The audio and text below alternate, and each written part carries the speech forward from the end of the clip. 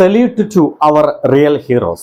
Operation Sindoor proved again when the nation calls, the Indian Army answers. Thank you for saving lives and restoring hope. You make the nation proud. Jai Hind. എൻ്റെ പ്രിയ സുഹൃത്തുക്കളെ, കുറച്ച് മണിക്കൂറുകൾക്ക് മുമ്പ് നമ്മുടെ മമ്മൂക്ക അദ്ദേഹത്തിൻ്റെ social media പേജുകളിൽ എഴുതിയിട്ട വരികളാണ്. ഇത് ഒരു തരത്തിൽ പറഞ്ഞാൽ ഇദ്ദേഹം പറയുന്നത് നമ്മുടെ യഥാർത്ഥ ഹീറോകൾക്ക് സല്യൂട്ട് എന്നാണ്. രാജ്യം ആവശ്യപ്പെടുമ്പോൾ ഇന്ത്യൻ ആർമി ഒപ്പമുണ്ടാകുമെന്ന് ഓപ്പറേഷൻ സിന്ദൂർ വീണ്ടും തെളിയിച്ചു. ജയ് ഹിന്ദ്. ഓപ്പറേഷൻ സിന്ദൂർ ഒരു സംശയവുമില്ല നമുക്ക് നഷ്ടപ്പെട്ടു പോയ ആ ഒരു ധൈര്യത്തെ വീണ്ടെടുക്കുന്നതിൽ ഒരു വലിയ പങ്ക് വഹിച്ചിട്ടുണ്ടെന്ന് ഇപ്പോൾ പറയേണ്ടി വരും.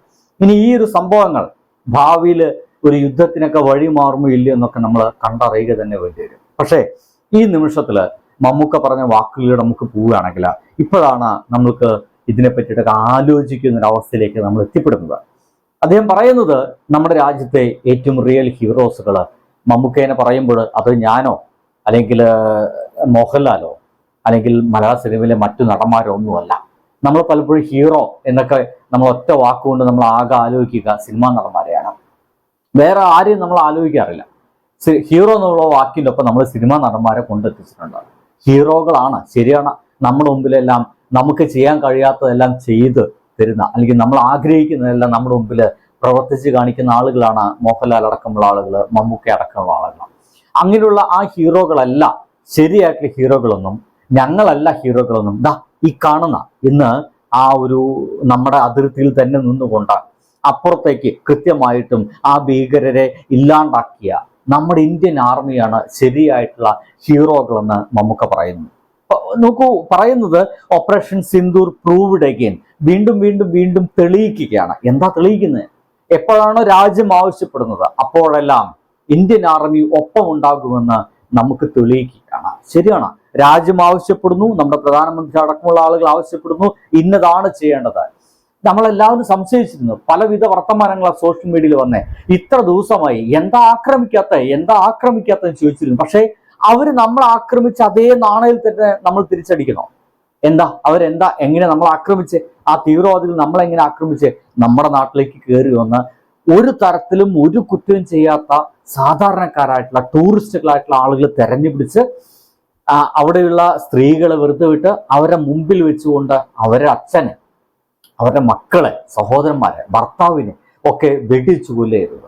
ആ ഒരു ഭീകരാവസ്ഥയുടെ ചില കാഴ്ചകൾ നമുക്ക് ഇപ്പോഴും മറക്കാൻ കഴിഞ്ഞിട്ടില്ല. അപ്പൊ അതേപോലെ തന്നെ നമ്മൾ മറുപടി കൊടുക്കണോ? അതേ നാണയത്തിൽ തന്നെ മറുപടി കൊടുക്കണോ എന്നുള്ള വലിയ സംശയമാണ്. പക്ഷെ നമ്മൾ ഇപ്പോഴും മാന്യമായ രീതിയിൽ തന്നെയാണ് എതിരിട്ട് നമുക്ക് പറയേണ്ടി വരും. നമുക്ക് പറയുന്ന പോലെ നമ്മൾ അതേ നാണയത്തിലല്ല മറുപടി കൊടുത്തത്, നമ്മൾ ആവശ്യപ്പെട്ട രീതിയിലാണ് മറുപടി കൊടുത്തത്. എന്താവശ്യപ്പെട്ടത്? അതേ നാണയത്തിൽ വേണ്ട. നമ്മൾ ആക്രമിച്ച് തീവ്രവാദികളാണ്, ആ തീവ്രവാദികൾ മാത്രം ഈ ഭൂമിയിൽ നിന്ന് ഇല്ലാണ്ടായാൽ മതി. ഒരു സിവിലിയൻസിനും വലിയ അപകടമൊന്നും സംഭവിക്കരുതെന്നുള്ള ഉറപ്പ് ഉണ്ടായിരുന്നു എന്നതാണ്. അതിന്റെ ഭാഗമായിട്ടാണ് നമ്മൾ അവിടേക്ക് പോകാതെ, ആ രാജ്യത്തിലേക്ക് കയറാതെ അവിടുത്തെ തീവ്രവാദികളെ മാത്രം ബോംബിട്ട് തകർക്കുന്ന അവസ്ഥയിലേക്ക് നമ്മൾ എത്തി. ഈ ഒരു ആക്രമണത്തെ കുറിച്ചിട്ട് ബ്രീഫ് ചെയ്യാൻ വേണ്ടിയിട്ട്, മാധ്യമപ്രവർത്തകർക്ക് മുമ്പിൽ എന്താണ് സംഭവിച്ചതെന്ന് കൃത്യമായിട്ട് പറയാൻ വേണ്ടിയിട്ട് നമ്മുടെ ഇന്ത്യ ഗവൺമെന്റ് തീരുമാനിച്ചത് 2 സ്ത്രീകളെയാണ്. ഒരു കേണൽ സോഫിയ ഖുറൈസി, ഇവരുടെ ഭർത്താവും പട്ടാളത്തിൽ തന്നെ ഉണ്ടെന്നാണ് ഞാൻ അറിഞ്ഞത്. വേറൊന്ന് വിംഗ് കമാൻഡർ വോമിക് സിംഗ് എന്ന് പറയുന്ന 2 സ്ത്രീകൾ. ഇത് ചരിത്രമാണ്, ഇന്ത്യയുടെ ചരിത്രത്തിൽ ഇങ്ങനെ സംഭവിച്ചിട്ടില്ല. സ്ത്രീകളുടെ കണ്ണീരിനുള്ള തിരിച്ചടി വിശദീകരിച്ചത് 2 വനിതാ സൈനിക മേധാവിമാർ തന്നെയാണ്. ഇതിങ്ങനെ പറയുന്ന സമയത്താണ് നമ്മുടെ കേരളത്തിലെ ചില ആളുകളൊക്കെ എടുത്ത് വലിച്ചെറിയാനൊക്കെ നമുക്ക് തോന്നുക. നോക്കൂ, അബ്ദുൾ ഹക്കീം അസ്ഹരി എന്ന് പറയുന്ന ഒരു മത നേതാവ് കുറച്ച് ദിവസങ്ങൾക്ക് മുമ്പ് പറഞ്ഞത്, സ്ത്രീകളെ ഭരണമേൽപ്പിച്ചാൽ പിന്നെ എങ്ങനെ പ്രസവിക്കും, ജനസംഖ്യ കുറയും. ഇങ്ങനെയൊക്കെ ഇരുന്ന് നമ്മുടെ കേരളത്തിൽ നിന്ന് ഇങ്ങനെ വിടുവായത്തം പറയാൻ വേണ്ടിയിട്ട്, ഇങ്ങനെ തെണ്ടിത്തരം വിളിച്ചു പറയാൻ വേണ്ടിയിട്ടൊക്കെ ഇവർക്കടക്കം സാധിക്കുന്നത് മുകളിൽ പറഞ്ഞ ആ സ്ത്രീകളടക്കമുള്ള ആളുകൾ നമ്മുടെ രാജ്യത്തിന്റെ കാവൽക്കാരായിട്ട് അവിടെ നിൽക്കുന്നത് കൊണ്ട് മാത്രമാണ് എന്ന ബോധ്യത്തിലെങ്കിലും ഇവരൊക്കെ മാറണമെന്നുള്ളതാണ്. മാറാനുള്ള സാധ്യത ഒന്നും ഒട്ടുമില്ല എന്നോട് പറയേണ്ടി വരും കേട്ടോ. ഇവരൊക്കെ ഇത്തരത്തിലുള്ള വഷള വർത്തമാനങ്ങൾ പറഞ്ഞുകൊണ്ടിരിക്കും. അതേസമയം ധൈര്യവതികളായിട്ടുള്ള നമ്മുടെ സ്ത്രീകൾ രാജ്യത്തിന്റെ തലപ്പത്ത് നിന്ന് നമുക്ക് വേണ്ടി പോരാടും. ആ പോരാടിയതിനെ കുറിച്ച് നമ്മുടെ മുമ്പിൽ വിശദീകരിക്കും. നമുക്ക് കൂടുതൽ കൂടുതൽ അഭിമാനം ഉണ്ടാക്കുന്ന രീതിയിൽ അവർ പ്രവർത്തിക്കും.